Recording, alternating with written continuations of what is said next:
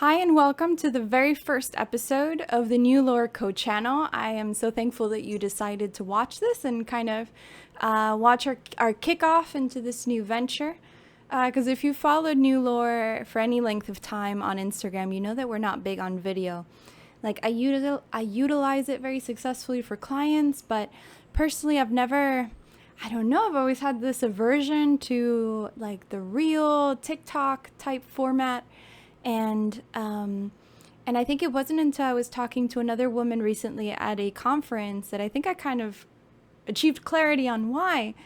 And realistically, it's because I feel so limited, so constrained by like a 1, 2, or 3 minute limitation that, you know, when I'm talking to somebody at a conference or I'm on an onboarding call with a client, I can use examples, we can discuss theory, I can bring it down to what brands are doing it successfully, what they could be doing to achieve better brand storytelling. And I just trying to squeeze all this into like a 2-minute video is just never going to work out for me. And so here I am. We're on YouTube. I'm excited to kind of try and see how this goes.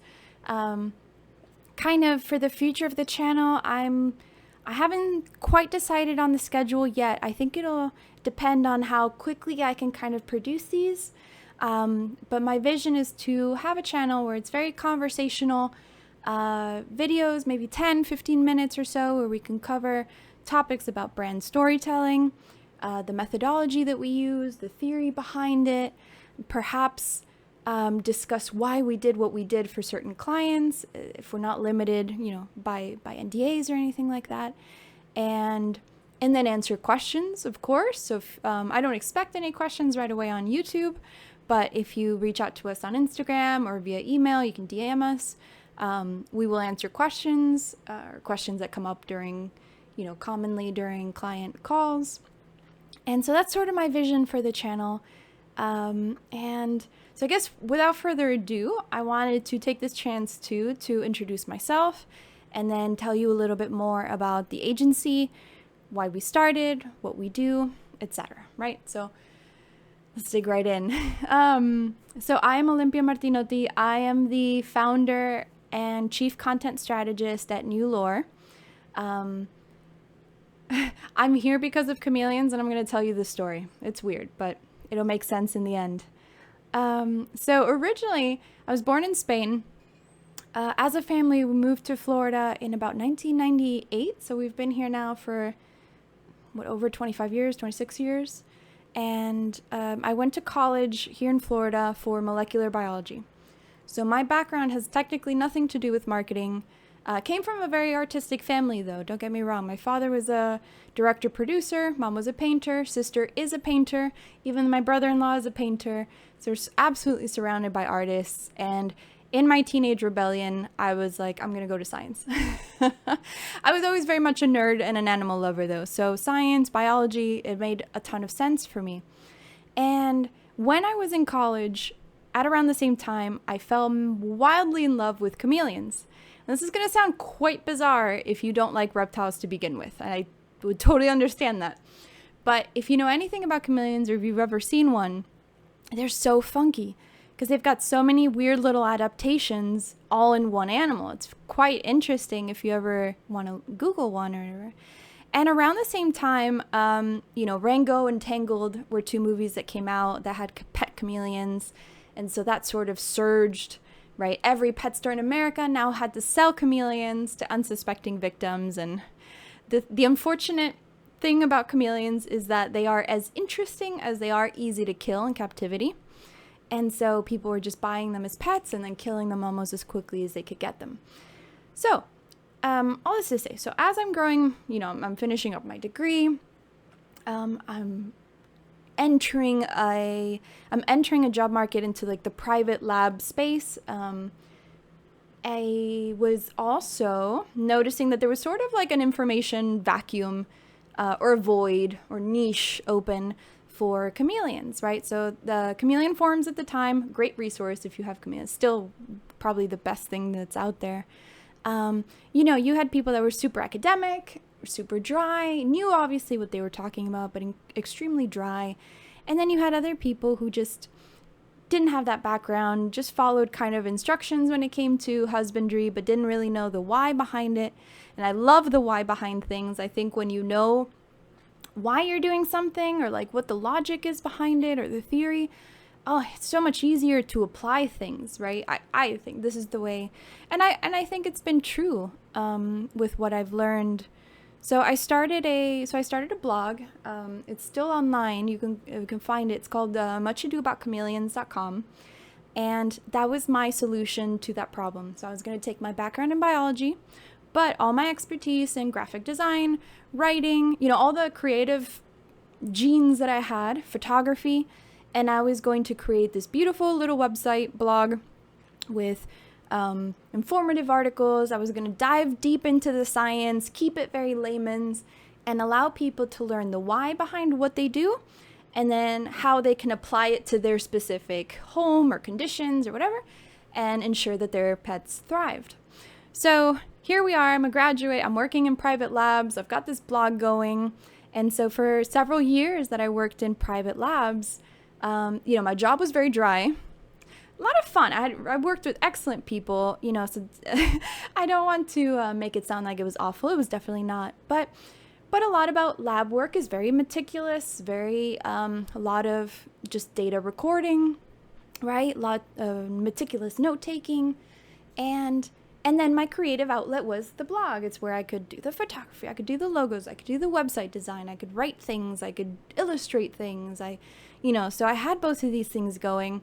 The blog got quite successful at some point. I was sponsored to go to Madagascar and see chameleons in the wild, which was incredible. I highly recommend it. If you have any interest in animals at all, I highly recommend going to Madagascar. It was a lovely time.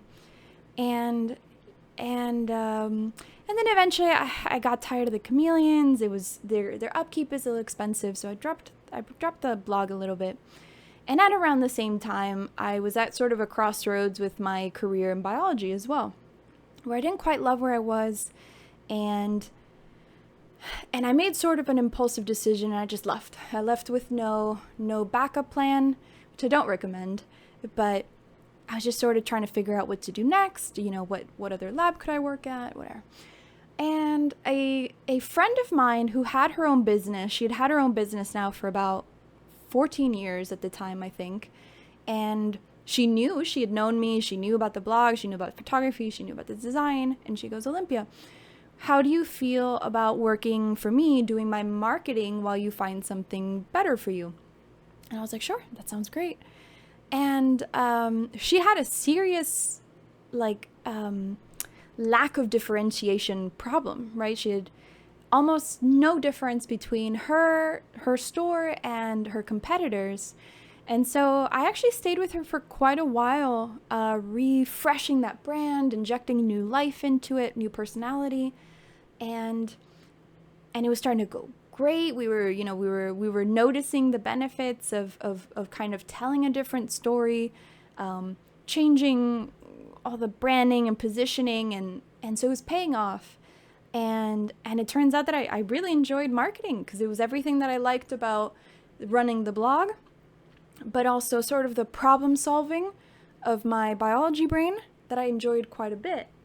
And then I got picked up by an up-and-coming marketing agency, started off as a marketer, ended up working my way up all the way to chief operations officer with them. And I was at that role for about 2 years. And we did some great stuff with them too. Like, we were growing. I mean, the growth from year to year was insane. We were doing great things. And at around summer 2020, by 2020, I was like freelancing a ton more. I had my own client base going on the side. And then by summer 2021, I started to conceptualize new lore. I was like, I think now might be the time, now or never, right? Just take that chance, break out on my own, right? I've done really good work for these guys. I think I've proven myself as a marketer and kind of an operations person. And I think let's go for it, right? Now or never. And so I did. So in the fall of 2021, I launched New Lore Co. officially. and it's been tremendously rewarding. Anybody here who has their own business will recognize, that it's incredibly rewarding. There's nothing like having your own business, for which I'm grateful. And but that's sort of the story of how I ended up here.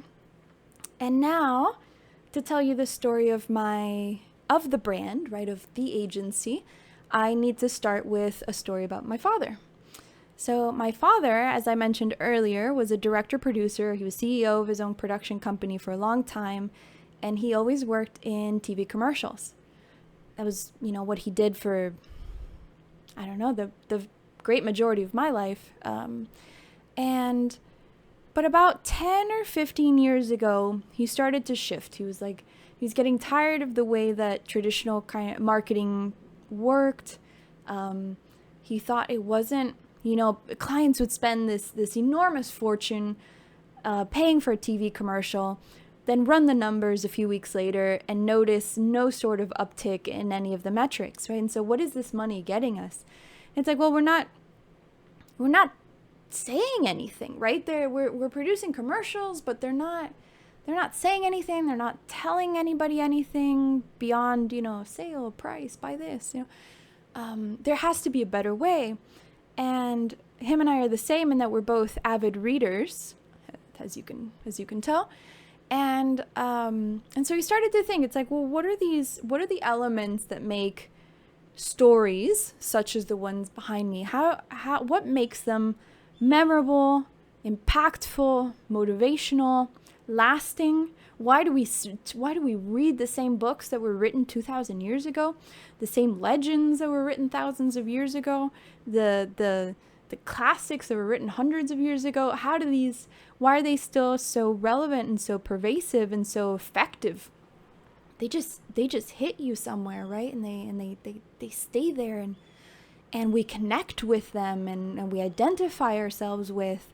And he thought, is there a way that you can translate all of these elements that make stories successful and lasting and kind of woven into the fabric of who we are into brands and then brand marketing and how you can tell brand stories? And he came up with a methodology that says that you can. And so my father is Massimo Martinotti. He's the CEO of Starlight Effect. I will link to a few of his public conferences and things in the description, because there's a few of them up on YouTube. And then he's got articles and things, so you can read up on that too if you want. I highly recommend some of his speeches too, because they're incredibly interesting. And so for the last decade, he's been working this methodology for his company. And, and so as his oldest daughter, I've been listening to it for the last decade, right? Over coffees, over dinners, over just being at the house. He's telling me about how it's coming together, how it's helping his clients. And all this time, I'm starting to, I'm understanding it. I'm agreeing with it. I'm starting to inject little things about his methodology into my work with clients. And it works. It's working for his clients. It works for mine. And so all this to say that when I started New Lore Co., I really wanted to take all my experience from like a design and execution perspective, right? Where I can do websites, I can do social media, we can do graphic design, I can do copywriting, we can write beautiful things. And then take his methodology, because he's strictly on the strategy side, like theory side. So he will help you set up like a brand story, but then it's, he'll help you, but he's not involved personally in any of like the tangible deliverable elements, like a website or anything like that. And so I felt like this is really where I could come in, because I can do the strategy that he does as well, but I'm almost like the executive arm of what he does. And so that's been kind of beautiful, because obviously he does a ton of work independently, I do a lot of work independently, but then for certain things, for certain big clients, we're so complementary, because it's like you get your theory through him, and then I can help you get sorted on your, like just an audit of all your digital elements to see how your story aligns with the new brand story, what changes you need to make. And so it's been a really beautiful kind of had just a complementary relationship between the two brands. We've worked, and we're lucky that we love working with each other. Like working with family can sometimes be a little tough, but my dad and I are just super, super close. We have no issues whatsoever working together. And so that ends up being really great because I understand him, he understands me. And it can be really seamless kind of from start to finish with a big client if they kind of go through all the facets of what we do. And so sort of to bring it all the way around with the chameleon story that we started with, I think in the same way that the blog was nurtured or was founded kind of on that sentiment that I want people to understand the theory. Like, I think it's one thing to say, I can help you get X growth, or I can help you have a more beautiful website. But I think if you understand the theory behind why something is happening or why something works the way it does, I think it just makes more sense. And so if you understand the how and the why of why storytelling works, I think it'll make all the sense in the world, where you're just like, okay, it's not just a website.